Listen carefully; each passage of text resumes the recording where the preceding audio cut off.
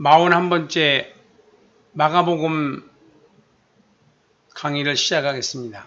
마가복음은 16장 20절로 되어 있습니다. 본문이. 그리고 주제가 마가가 전한 복음. 그리고 개요가 있고 개관이 있습니다. 개관을 우리가 한번 좀 자세하게 살펴보도록 하겠습니다. 이 사복음서는 일관성 있게 세 개로 나눴습니다. 그 주제가 뭐냐면은 사역 이전, 예수님의 생애와 사역, 고난과 죽음과 부활, 이렇게 세 가지 기준으로 마태, 마가, 누가, 요한복음을 나눠 봤더니 그 복음서마다 어디에다가 많은 양을 할애를 했나, 이것을 확인할 수 있었어요. 예를 든다면은 마가복음 같은 경우에는 서론을, 마태복음은 4장 11절까지 사역 이전 내용을 할애를 했는데, 여기서는 지금 13절까지만 이 사역 이전의 내용을 할애를 했어요. 그리고 어디다가 할애를 많이 했느냐면은 바로 여기다가 양을 많이 할애한 거예요. 여기다가. 그러니까 11절부터 16절까지 고난, 죽음, 부활을, 그런 식으로 우리가 그 저자들의 의도를 추적하는 거거든요. 중단은 주제 중심으로 본다고 하면은 7개로 되어 있어요. 이렇게. 저자들이 중점적으로 말하려고 하는 것이 뭔가 이런 부분에 대해서 쉽게 우리가 찾아낼 수 있거든요. 그래서 그런 방법을 쓰고 있는 겁니다. 7개로 되어 있는 첫 번째가 세례 요한의 사명을 여기서는 지금 4가지로 설명하고 있습니다.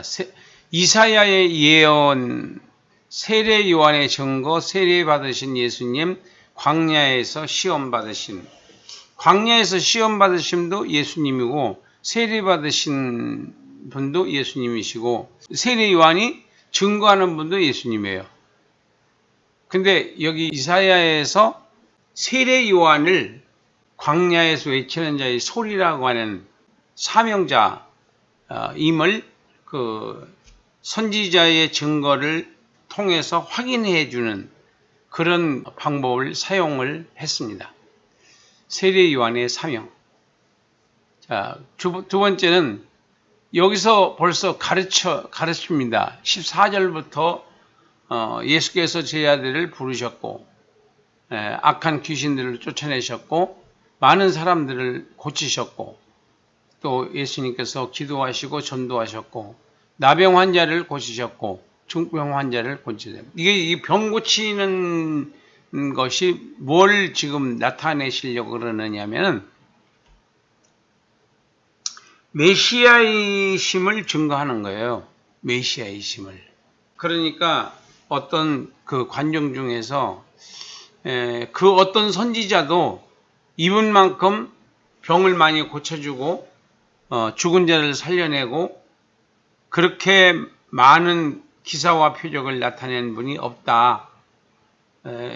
그리스도가 오신다고 해도 이보다 더 낫지는 못할 것이다 라고 하면서 예수님이 메시아이심을 증거를 하는 장면이 있었습니다.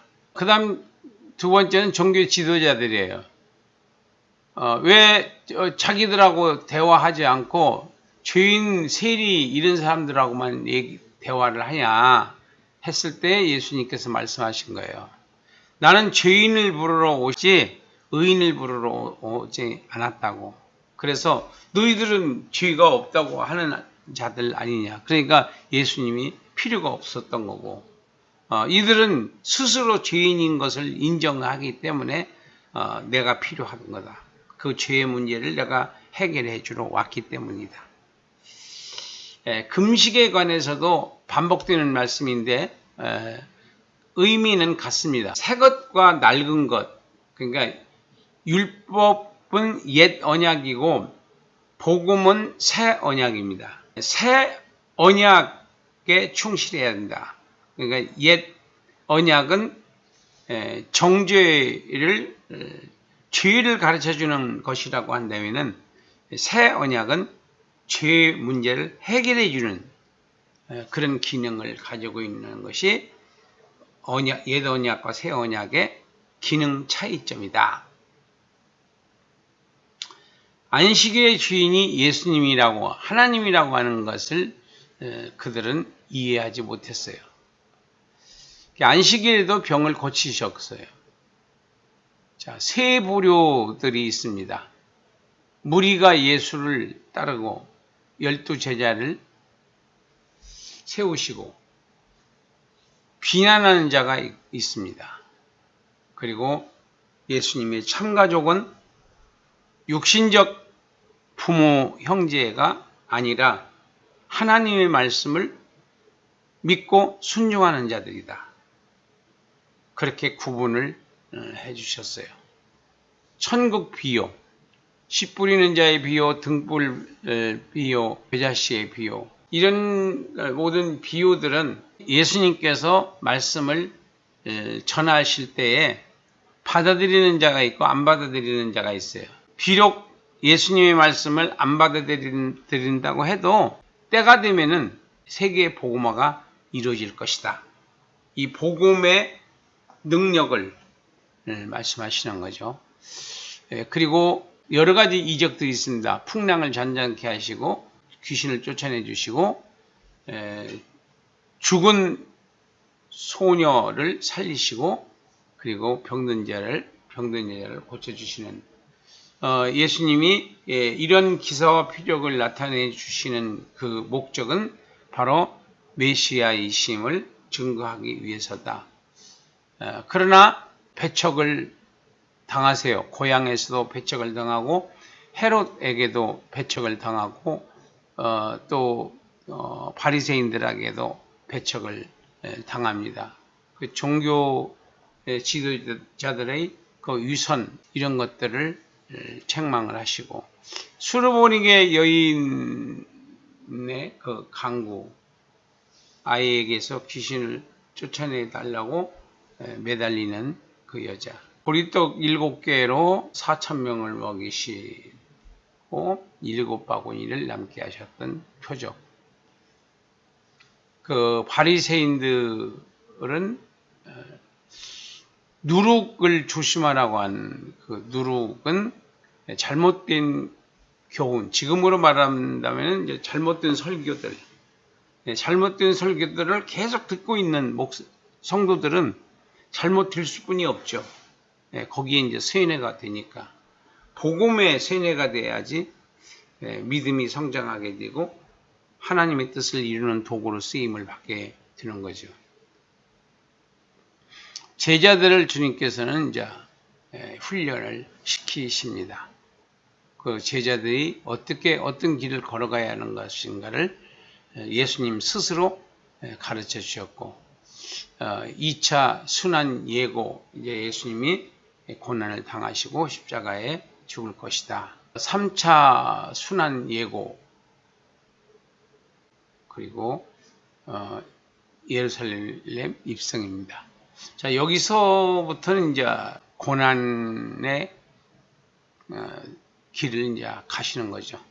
성전을 정화시키시고 그 다음에 거부하는 지도자들을 책망하시고 그리고 예수님께서는 외식하는 서기관들, 제일 하나님이 싫어하는 게 외식입니다. 말은 그럴듯하게 하면서 행동은 하나도 지키지 않는 그 다음에 성전 종말 예언, 앞으로 닥칠 환난에 대해서 말씀을 해주십니다. 그리고 예수님께서 붙잡히시기 직전까지 제자들에게 말씀을 가르쳐 주셨어요. 그리고 이제 잡히시고 신문을 당하시고 그리고 십자가에 죽으십니다. 그리고 무덤에 묻히시죠. 그리고 3일 만에 부활하시고 그 부활을 믿지 않는 제자들조차도 예수님의 부활을 믿지 않았어요. 지금 저와 여러분들이 믿음이 있는 것 같지만은 사실상 믿음이 없습니다. 여러분들이야 믿음이 있겠죠. 제가 그렇다는 겁니다. 제 스스로 보면은 믿음이 너무나 없는 거예요. 그리고 땅끝까지 복음을 전파하고 마지막 유언을 남기시고 예수님께서는 이제 가셨습니다. 결론입니다. 마가복음은 16장 20절이고 마가가 전한 복음 그리고 의미는 마가는 로마 그리스도인들에게 예수님을 구세주로 증거한 복음서입니다. 마가복음은 첫째가 세례 요한이 예수가 메시아이심을 증거했고 두 번째는 마가는 예수가 메시아이심을 증거했어요. 셋째는 예수님은 섬기는 자로 메시아이심을 증거했다. 그러니까 예수님은 섬기고 십자가에 죽으시고 부활하시고 이런 과정을 통해서 예수님이 메시아셨구나 이렇게 믿어지도록 하는 데에 역점을 두신 거죠. 구속사로 봤을 때에는 예수님은 천국 보좌를 떠나 육신을 입고 그리스도로 이 땅에 오셨어요. 구약에서의 계시와 예언은 초림 메시아와 재림 메시아로 나타나 있습니다. 두 번째는 예수님은 섬기는 종으로 오셔서 희생과 헌신과 봉사의 삶을 살고 가셨어요. 세 번째는 예수님의 죽음과 부활과 승천과 재림의 약속으로 믿는 모든 자들에게 참 소망을 주시고 가셨습니다. 그래서 우리는 마가복음을 읽고 마가복음에서 우리한테 던져준 메시지는 뭐냐? 가는 선교사가 되든지 보내는 선교사가 되어라. 가는 선교사가 되든지 보내는 선교사가 되어라. 첫째, 가는 선교사가 되든지 보내는 선교사가 되든지 하라. 둘 중에 하나. 우리는 예수 믿는 사람들은 다 선교사입니다. 다. 두 번째는 가는 선교사는 준비가 다 되었어도 섬기겠다는 결심이 있을 때 떠나라고 권면을 하고 싶습니다. 제 경험상 그래요. 보내는 선교사인 성도들은 자녀들에게까지도 선교 헌금을 생활화해야 된다. 그러니까 습관이 돼야 돼. 선교 헌금이 습관이 돼야 돼. 어려서부터 1,000원씩부터 시작해서 나중에는 수억씩 이렇게 선교 헌금을 할 수 있는 그런 축복을 받으시기를 바랍니다. 보내는 선교사인 성도들은 자녀들에게까지도 선교 헌금을 생활화해라.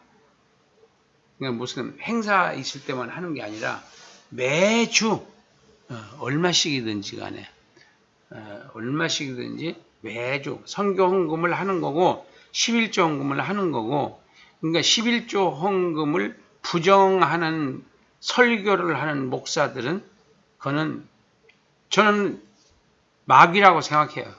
마귀 앞잡이 노릇을 가룟 유다가 마귀 앞잡이 노릇을 했잖아요. 베드로 보고도 마귀라고 그랬잖아요. 사탄아 물러가라고 그랬잖아요. 예수님이. 그러니까 순간순간 사탄의 도구가 돼서 쓰임을 받을 수 있거든요. 그러니까 11조를 안 하면은 교회의 사역을 제대로 할 수가 없습니다. 바로 교회를 망쳐 놓으려고 하는 지금 비대면 예배라고 하는 것은 사탄의 소리입니다. 비대면 예배는 예배라고 볼 수 없어요. 그리고 비대면 예배는 드리려고 생각하지 마세요.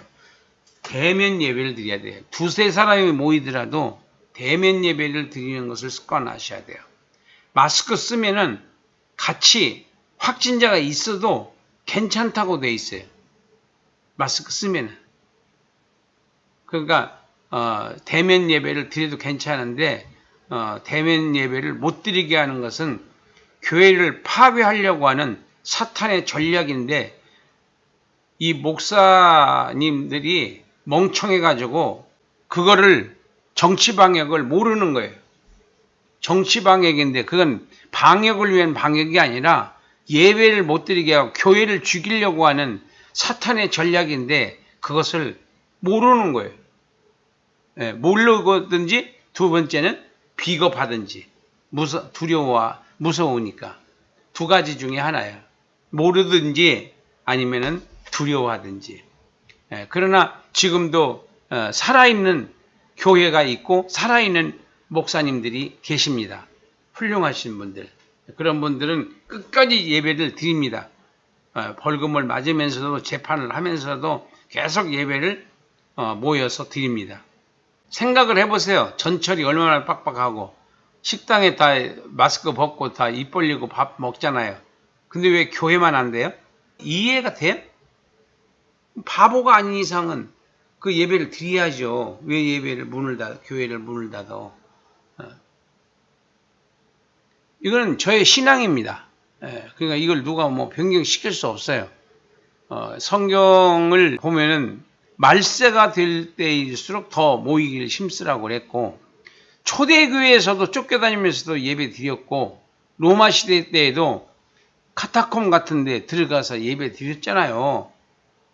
그 정부에서는 예배 드리지 말라고 그러고, 다니엘도 기도하지 말라고 그러잖아요. 근데 기도하잖아요.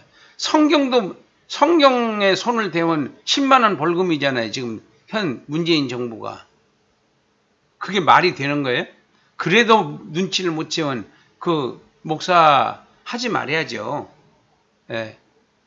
영적 영감이 그렇게 없어가지고 무슨 성도들을 어떻게 하나님께로 인도할 수 있겠어요? 그래서 우리는 죽는다고 해도 예배 드리고 죽으면 돼요. 그게 순교예요. 예배를 왜 안 드려요? 비대면 예배라는 말은 말하지 마세요. 그건 말이 아니니까. 비대면 예배는 예배가 아니에요. 그렇게 정의를 내리셔야 돼요. 예배 아니다. 대면 예배만 예배다. 가정 예배를 드리더라도 각자 못하게 하면 가정 예배를 드리세요. 가정 예배에 각각. 왜 비대면 예배를 드리라고 하는 그런 말을, 그 사탄이 지어준 말을 왜 목사님들이 그런 말을 사용해요?